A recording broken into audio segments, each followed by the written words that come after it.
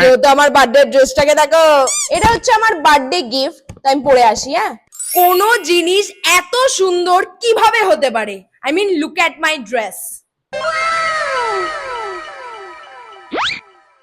পুরো লুকটা এখানেই কমপ্লিট হয়নি, এটার সাথে আছে একটা জ্যাকেট যেটা পরলে আরো সুন্দর লাগবে, ওটা আমি পরে আসছি।